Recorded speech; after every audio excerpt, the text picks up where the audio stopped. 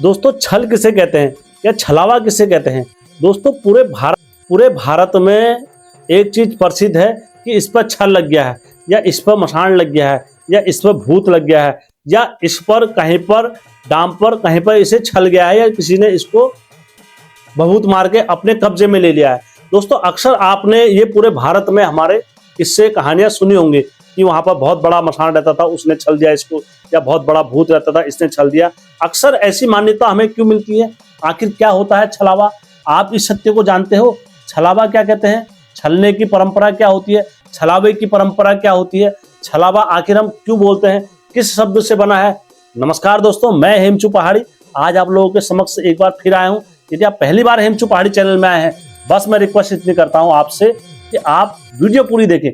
Video पूरी देखने के बाद दोस्तों यदि वीडियो आपको अच्छा लगता है, फिर दोस्तों मैं जैसे ईमानदारी से कार्य मैं करता हूं यूट्यूब पर, आप भी दोस्तों ईमानदारी से चैनल को लाइक, सब्सक्राइब, शेयर करें। और दोस्तों क्योंकि दोस्तों ये देवी देवताओं का मामला है, इसमें लोग ईमानदारी पहले दिखाते हैं। दोस्तों मैं आगे बढ़ने से पहले चैनल का इंट्रो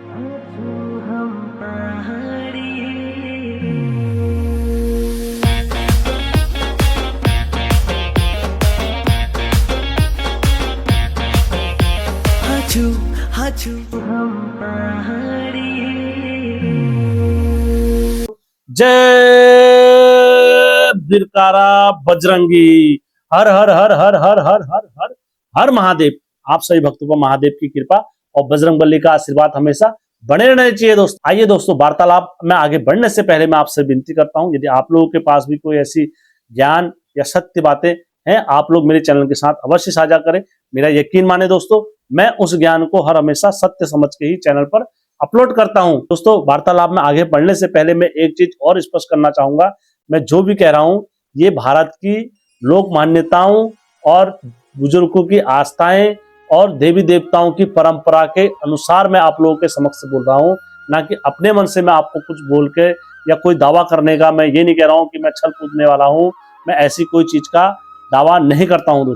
दोस्तों सबसे पहले छलावा किसे कहते हैं मैं आप लोगों के समक्ष रखूंगा।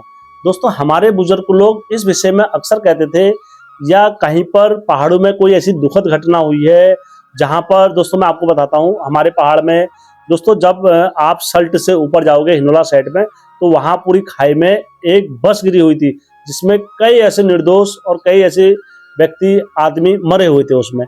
तो ऐसी जगहों पर जब कभी भी कोई भी जाता है, वहां पर कुछ दुखद या वहां पर कुछ ऐसा उसके साथ हादसा हो जाता है, या वो छल दिया जाता है, या उसको छल लग जाता है, तो हमारे बुजुर्ग लोग या पूरे भारतवर्ष में जो बुजुर्ग को बोलते थे, ऐसी चीजों को क्या बोलते हैं? छल बोल गया, इसको छल लग गया, या इसके साथ छलावा हो गया। अब दोस्तों इसमें से मैं आपके साथ 7 बातें ऐसी शेयर करूंगा जो आपको छलावे से दूर रख सकती हैं या छलावे से आपको बचा सकती हैं। एक दोस्तों ऐसे निषेध स्थानों पर जहां पर जाना मना होता है, उन स्थानों में हमारे बुजुर्ग लोग कहते थे ऐसे स्थानों पर, ऐसी जगहों पर कभी अकेले नहीं जाना चाहिए। जैसे रात्रि के शमशान हो गया, जंगल हो गया, जहां पर कोई ऐसी दुखद घटना हुई है, या कहीं कोई वीरान हवेली, खंडर, महल ऐसे बने हुए हैं, तो ऐसे स्थानों पर हमारे जो पूर्वज बोलते थे, इन स्थानों पर किसी भी व्यक्ति को अकेले नहीं जाना चाहिए। किसी के ना किसी के संरक्षण, या किसी देव शक्ति के संरक्षण, या किसी गुरु के संरक्षण में ऐसे स्थानों पर जाया जाता है। दोस्तों हमारे बुजुर्गों का कहना था, हर स्थान, हर क्षेत्र, हर जगह की अपनी एक मान्यता होती है दोस्तों, और उस मान्यता का हमें पालन करना चाहिए। मैं मिथ्या नहीं बोल रहा हूं, आप इसे पूछ सकते। नंबर 2 दोस्तों, मृतक व्यक्तियों की अवहेलना करना। हमारे पूर्वज अक्सर कहा करते थे, यदि कोई कहीं पर कोई मरा होता है, या कहीं पर किसी का कोई निषेध कोई ऐसा वाहट या कुछ ऐसी घटना होती है, तो वहां पर उसके नाम से आवाज में और ध्वनि में उद्घोष नहीं करना चाहिए, क्योंकि ऐसी चीजें क्या होती है, उनको बुलाती हैं, उनको खगोड़ती हैं, और ऐसी चीजें फिर आपके पीछे आना प्रारंभ कर देती हैं। ये मैं नहीं कह रहा हूँ, ये हमारे बुजुर्ग कहते थे दोस्तों। और अलग अलग क्षेत्रों की अलग अलग मान्यताएं हो सकती है दोस्तों, भिन्न भिन्न मान्यताएं, मैं वो सब पर लागू नहीं कर रहा। नंबर 3 दोस्तों, अहंकार और उपहास। इस विषय में हमारे बुजुर्ग लोग कहा करते थे, जिस परंपरा को नहीं जानते हो उस परंपरा को उपहास नहीं करना चाहिए था। अक्सर क्या होते हैं, कहीं पर भी किसी व्यक्ति की मौत हुई है या किसी के घर में कुछ ऐसा हुआ है, तो वहां पर आप जाकर उसका उपहास कर रहे हो, तो इसको भी हमारे पूर्वज क्या मानते थे, गलत है बोलते थे दोस्तों। और ऐसा किसी को नहीं करना चाहिए दोस्तों।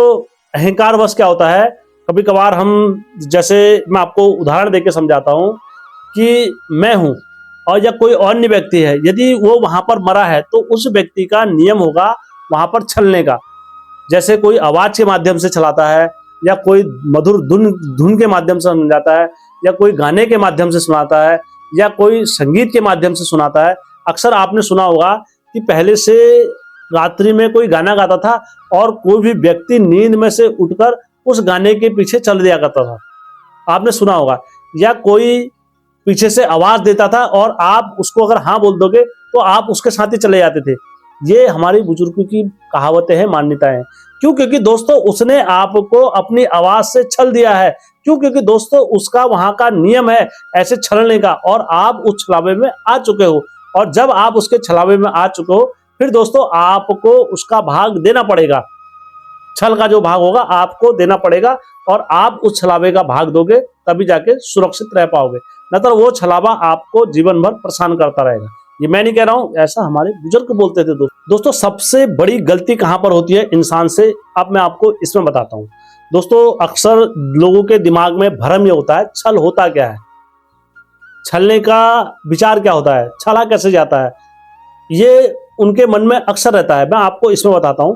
दोस्तों आपको पता है मार्केट में हर किसी दुकान छोड़कर कोई ना कोई छलावा करता है। जैसे किसी ने गाड़ी 10,000 की ली, आपको 30,000 की बेच दी, तो वो भी एक छलावा है।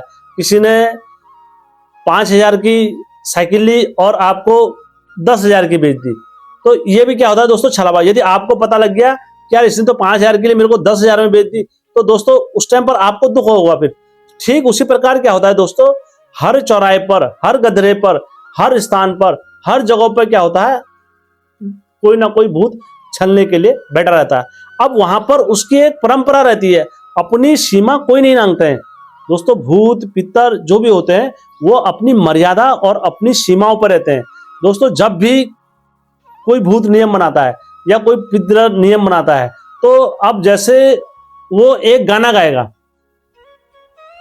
और आप यदि उस गाने की मधुर आवाज में बह गए तो आपको वो छल देगा।